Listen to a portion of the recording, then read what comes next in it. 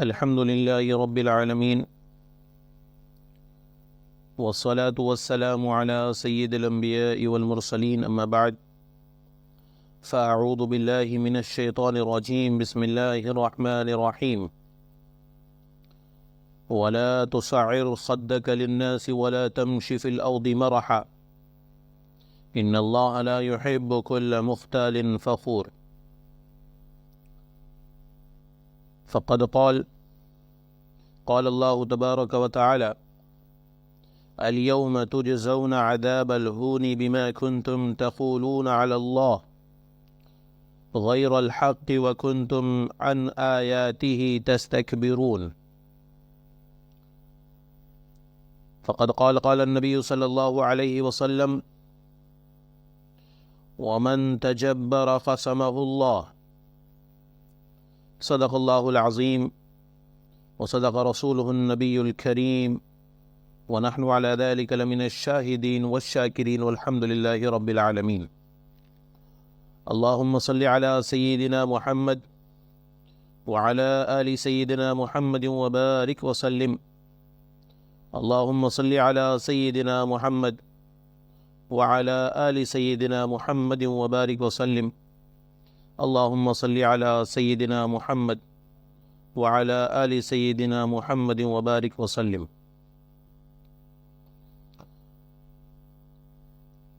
جیسا کہ آپ کے علم میں ہے کہ آج تکبر کبر کے عنوان پر چند باتیں عرض کرنی ہے۔ اللہ رب العزت نے قرآن پاک میں ارشاد فرمایا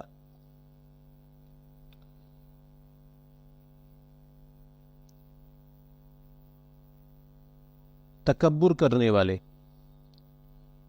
اللہ کبر کرنے والوں کے متعلق ارشاد فرماتے ہیں کہ اور لوگوں سے غرور کے ساتھ، تکبر کے ساتھ، ایروگنس کے ساتھ اپنا رخ نہ پھیرو اور زمین پر اکڑ کر مت چلو کہ بے شک اللہ ہر متکبر اور اترا کر چلنے والے کو ناپسند کرتا ہے۔ دوسری آیت میں اللہ رب العزت نے یوں فرمایا کہ آج تمہیں جزا میں ذلت کا عذاب ملے گا، یہ اس کا بدلہ ہے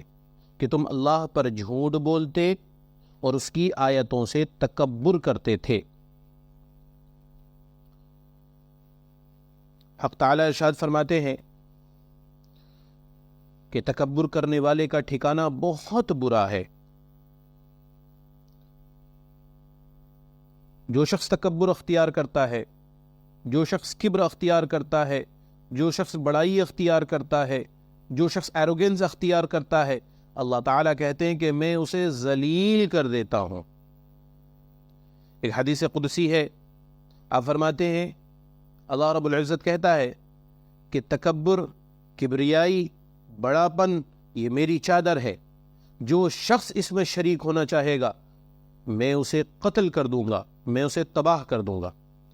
اور رسول مقبول صلی اللہ علیہ وسلم ارشاد فرماتے ہیں کہ جس کے قلب میں، جس کے دل میں رائی کے دانے کے برابر، سرسوں کے دانے کے برابر بھی تکبر ہوگا وہ جنت میں نہیں جائے گا۔ کتنی بڑی وعید ہے، کتنا ڈرنے کا مقام ہے، کتنا خوف کھانے کا مقام ہے۔ لیکن آج امت کی اکثریت اس غلیظ اور اس سڑی ہوئی بدبودار بیماری میں مبتلا ہے۔ کیا بڑے، کیا چھوٹے، کیا دیندار، کیا غیر دیندار، کیا حاجی صاحب، کیا نمازی صاحب، کیا شوہر، کیا بیوی، کوئی بھی اس سے بچا ہوا نہیں ہے الا ماشاءاللہ۔ تو میرے محترم بزرگوں اور دوستوں، بہت سوچنے کا مقام ہے، بہت غور کرنے کا مقام ہے۔ اللہ کے نبی صلی اللہ علیہ وسلم نے تکبر کے متعلق اتنی احادیث میں ارشاد فرمایا ہے کہ میں تمام صرف احادیث کو پڑھوں تو آج کا پورا سبق کا وقت اسی میں نکل جائے گا۔ ایک حدیث سے یہ بات سمجھ میں آتی ہے، اللہ کے نبی صلی اللہ علیہ وسلم نے صاف لفظوں میں فرمایا کہ جس کے دل میں، جس کے قلب میں رائی کے دانے کے برابر سرسوں کا دانہ ہمارے کچن میں استعمال ہوتا ہے، سرسوں کے دانے کے برابر بھی تکبر ہوگا، بڑائی ہوگی، ایروگنس ہوگا، وہ جنت میں نہیں جائے گا۔ اب اتنی بڑی بات ہمیں کتنا ڈرنا چاہیے۔ اب اس سے پہلے یہ بات ہم سب کو سمجھنی چاہیے کہ تکبر ہے کیا چیز، اور اگر تکبر ہمارے اندر ہے، ہر بندہ ابھی اسی وقت اس بات کو سننے کے فوراً بعد میں یہ نیت کرے، یہ دعا کرے کہ اللہ مجھے اس خبیث اور اس غلیظ اور اس غلاظت والی بیماری سے اللہ میری حفاظت فرما، اور میرے دل سے یہ بیماری کو دور کر دے۔ اللہ سے مانگنا ہے، اللہ سے رونا ہے، گڑ گڑانا ہے انشاءاللہ۔ تکبر کس کو کہتے ہیں، کبر کس کو کہتے ہیں؟ حدیث میں تکبر کی جو تفصیل آئی ہے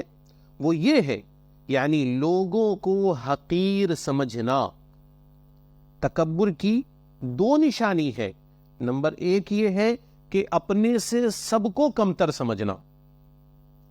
اپنے سے حقیر سمجھنا، اور دوسری بات فرمایا کہ حق بات کو قبول کرنے سے اعراض کرنا، انکار کرنا۔ جب بندے کے اندر میں ایروگنس ہوگا، جب بندے کے اندر میں تکبر ہوگا، جب بندے کے اندر میں کبر ہوگا، جب بندے کے اندر میں بڑائی ہوگی، اب وہ اپنے چھوٹوں کو دبانا چاہے گا، وہ اپنے چھوٹے کو مسل دینا چاہے گا، وہ اپنے چھوٹے پر ظلم کرے گا۔ اس کے اندر تکبر ہے، اس کے اندر بڑائی ہے۔ وہ چاہے گا کہ لوگوں میں اس کی واہ واہی ہو، وہ چاہے گا کہ بس میری بات مانی جائے۔ اگر آپ اس کی بات نہیں مانیں گے، وہ ایروگنس ہو جائے گا، وہ غصے میں آ جائے گا، وہ ناراض ہو جائے گا، وہ محفل چھوڑ دے گا، وہ آپ سے رشتہ توڑ دے گا، وہ آپ سے تعلق ختم کر دے گا۔ اس کی وجہ یہ ہے کہ اس کے اندر میں تکبر ہے۔ وہ یہ چاہتا ہے کہ صرف اسی کی بات مانی جائے۔ گھر کے بڑے، گھر کے ذمہ دار، گھر کے مربی بھی اس بات کو غور سے سنیں، سمجھیں۔ کبھی کبھی ایسا ہوتا ہے کہ گھر کے مربی، گھر کے ذمہ دار، گھر کے لیڈر، وہ ایک بات میں بس ضد ہو جاتے ہیں، بس میری ہی چلنی چاہیے، میری ہی بات ہونی چاہیے۔ بھائی ایسا کیوں ہے؟ کیا آپ خدا ہیں؟ کیا آپ رسول ہیں؟ کیا آپ کے اوپر جبرائیل آ کر وحی پہنچاتے ہیں؟ آپ کو کس نے کہا ہے کہ آپ جو کہہ رہے ہیں وہ 100% صحیح ہے، 100% حق ہے؟ لیکن نہیں، بس اپنی ضد ہوتی ہے کہ میری بات مانی جائے، ایک ضد ہوتی ہے کہ میری بات پر چلا جائے، ایک ضد ہوتی ہے کہ میرا مان رکھا جائے۔ میری عزت نہیں ہوئی، میں یہ محفل میں نہیں بیٹھوں گا، میں ان دوستوں کے ساتھ میں نہیں آؤں گا، میں ان لوگوں سے میرا تعلق نہیں ہوگا، کیونکہ میری بات نہیں مانتے یہ لوگ۔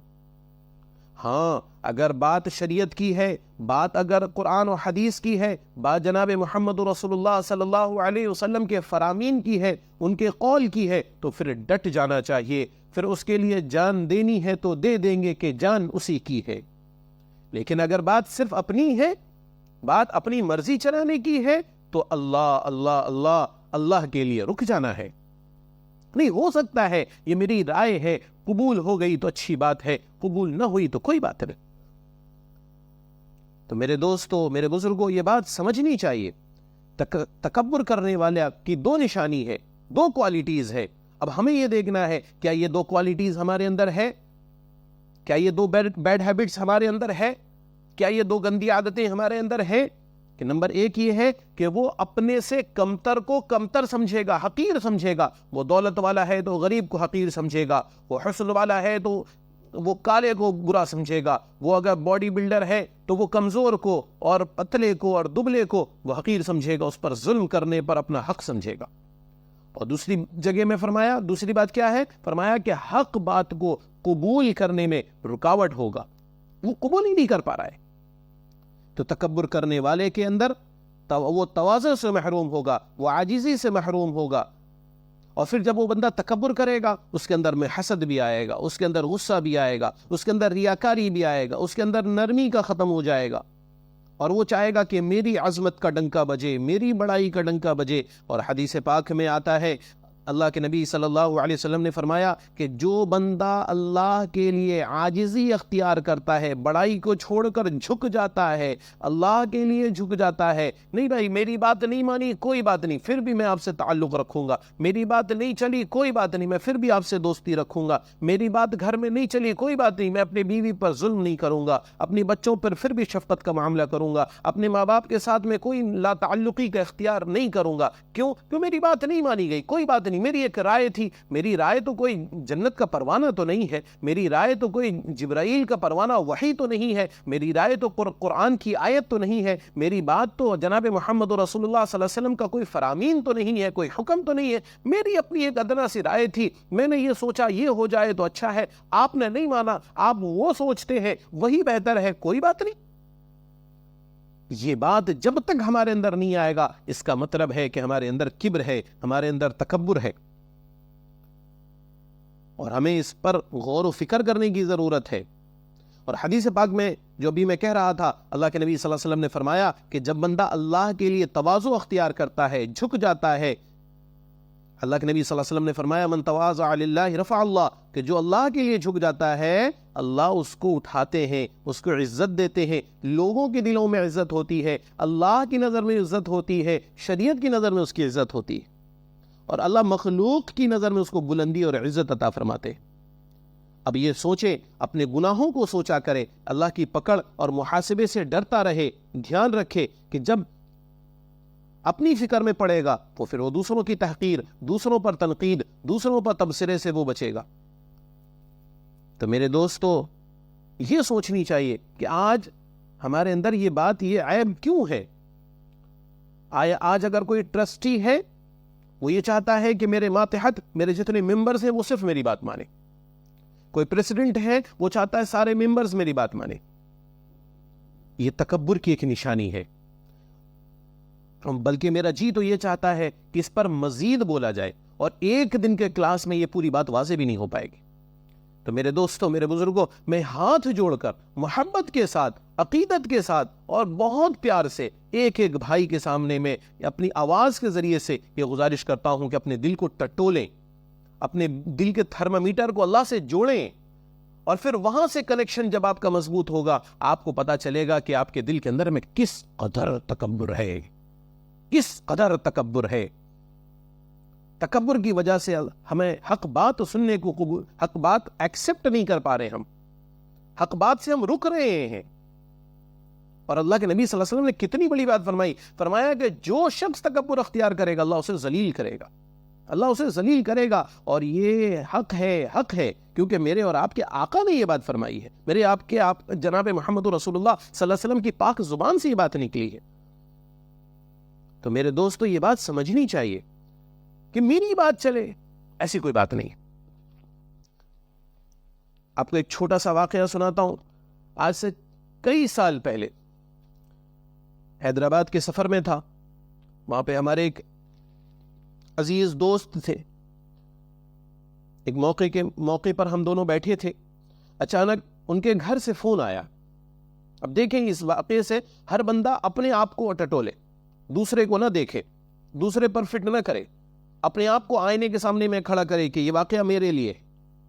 ان کے گھر سے فون آیا اور بہت اچھے موڈ میں وہ مجھ سے بات کر رہے تھے، بہت ہنسی مذاق کر رہے تھے، قہقہا لگا رہے تھے۔ اچانک ان کے گھر سے فون آیا، اور فون اٹھاتے ہی وہ بالکل ایروگنس ہو گئے، وہ بالکل غصے میں آ گئے، اور مصنوعی اور بناوٹی غصے میں آ کر وہ اپنی اہلیہ سے بناوٹی غصے میں آ کر جلال کے ساتھ میں اونچی آواز کے ساتھ میں بات کرنے لگے۔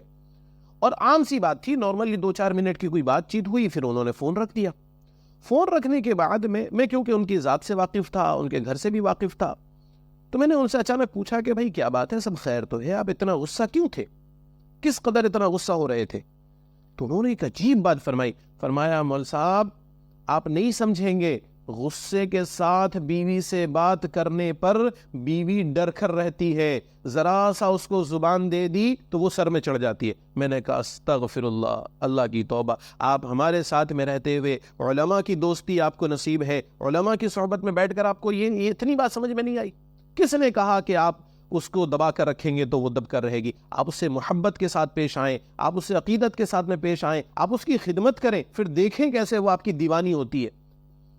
دیکھیں پھر آپ سے وہ کس قدر محبت کرتی ہے. اور یقین جانیں, میں نے ان کو کل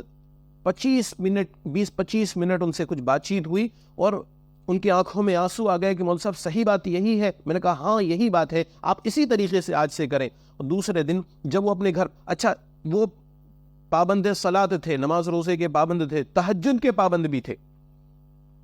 5 وقتہ نماز تکبیر اولیٰ کے ساتھ پڑھنے کے پابند تھے, تہجد کے پابند تھے, لیکن انہوں نے اپنے گھر پہ اپنا ایک رویہ بنا کے رکھا تھا, کیونکہ ان کے اندر میں ایک تکبر تھا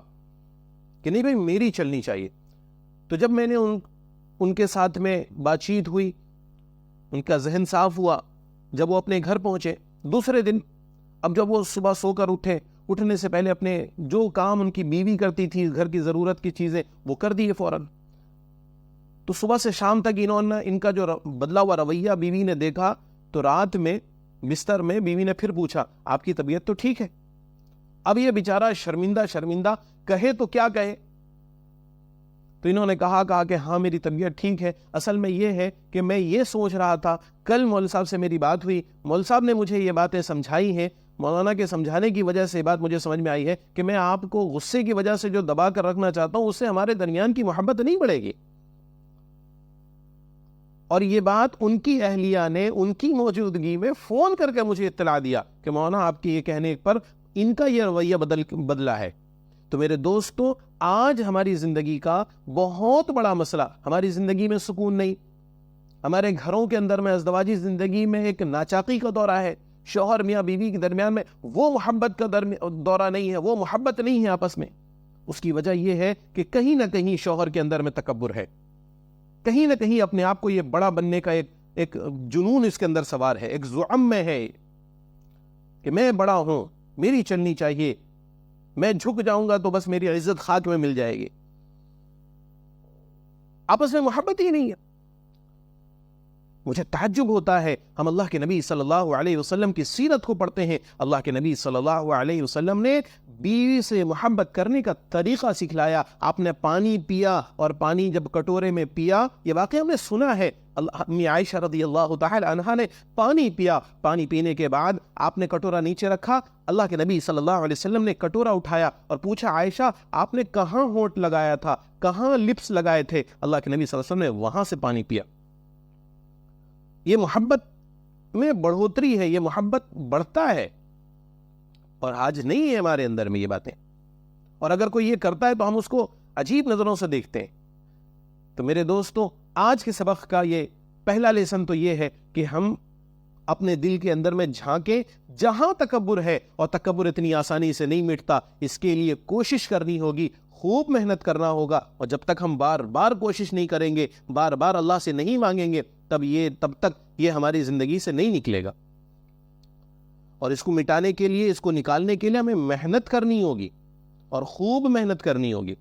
آج کا سبق 2-4 منٹ کچھ زیادہ ہو گیا, اس کے لیے میں بہت معذرت خواہ ہوں, لیکن بہت گہری بات ہے کہ آج گھروں کے گھر تباہ ہو رہے ہیں. اس کی وجہ صرف یہ ہے کہ ہمارے اندر تکبر ہے. بڑا چھوٹے کو کیئر کرنے کو تیار نہیں, بڑا چھوٹے کے ساتھ جھکنے کو تیار نہیں, بڑا چھوٹے کی بات ماننے کو تیار نہیں, بڑا چھوٹے کے مشورے کو قبول کرنے کو تیار نہیں. وہ یہ سوچتا ہے کہ اگر میں اس کی مشورے کو قبول کر لیا تو میں ختم ہو جاؤں گا, اگر میں نے اس کی بات مان لی تو میری مردانگی پر جیسے پتہ نہیں کیا حرف آ جائے گا.